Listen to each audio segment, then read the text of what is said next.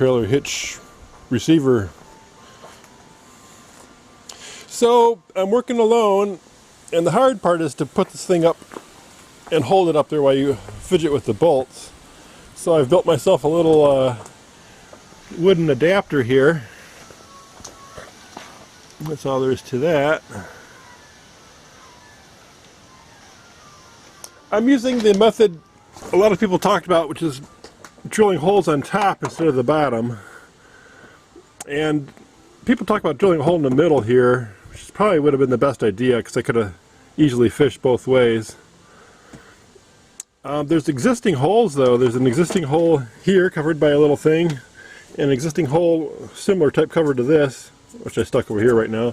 Used to be over this hole. And so I peeled those off, and I widened this hole. You got to make it a whole 1.25 inches wide, they say, because you got to fit this bracket through.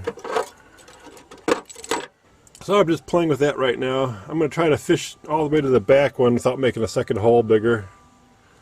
Really rough holes I made. I used a step bit, which probably wasn't the greatest choice. Went really fast, and maybe too fast. The uneven surface, it kind of caught and made ovals, but the ovals will work. I will have to paint and cover these somehow. Actually, I got some mastic stuff that would be perfect for these. Not that dissimilar to the stuff they put on this. Got stuff just like that, but thicker. Go right over those two holes. The wiring, you know, it's a matter of snapping a connector on, but it was a bear to find that connector. It's taped up to a wiring harness back here behind this thing, and no easy way to remove this panel. In fact, this panel continues all the way around to here.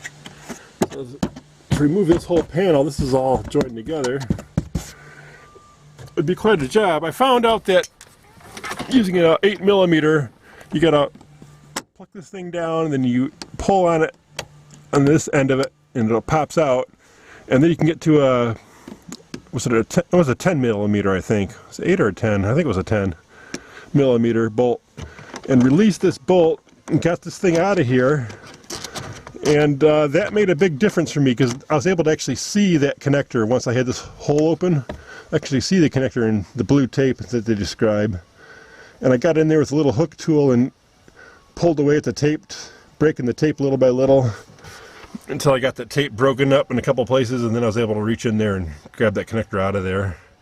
That's really the hardest part of that job though, that after that you just plug it in. The wiring diagram I saw showed a ground wire that they wanted you to drill a hole and stick it in. You know, he drilled a hole here and put the ground wire in. My harness doesn't have that though.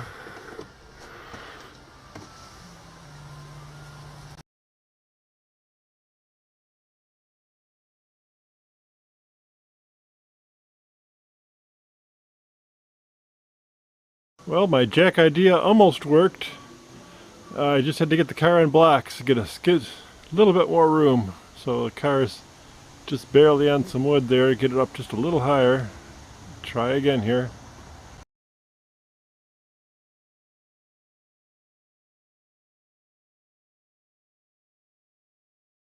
Oops, I guess I have to remove this rubber after all.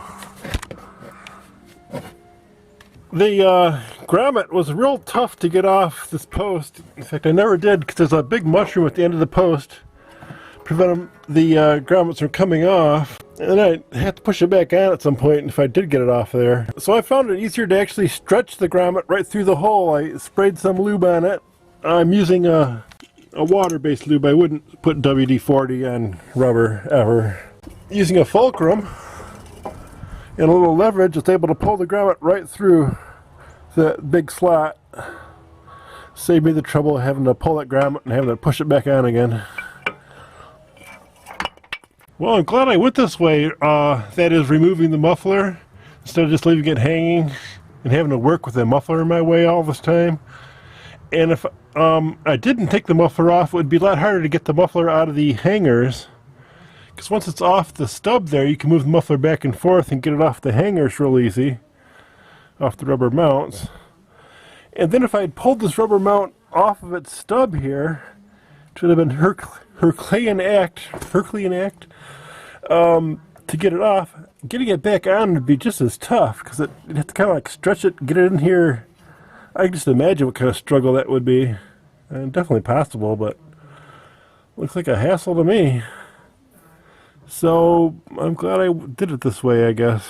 The instruction video I watched said to tighten the bolts up after you had them hand tight and position the bumper the way you want it and tighten them up. Well, in real life, it's pretty hard to have these little holes clear for the heat shield. So I would leave these all hand tight, a little loose, a little less than hand tight, so you can slide it around. And then you got to slide it around, get these holes both clear, so you can put the heat shield back on. And the unit was splayed a little bit, is splayed a little bit outwards. So it was tough getting this last bolt. And on the other side where there's holes, but there's no shield because it's only got one muffler, I made those holes line up too as good as I could. So that's how I did my alignment. I did my alignment by the holes, so that if I did try to use the holes on the other side, they'd be clear. And obviously keeping these ones clear. So now I'm ready to tighten everything up.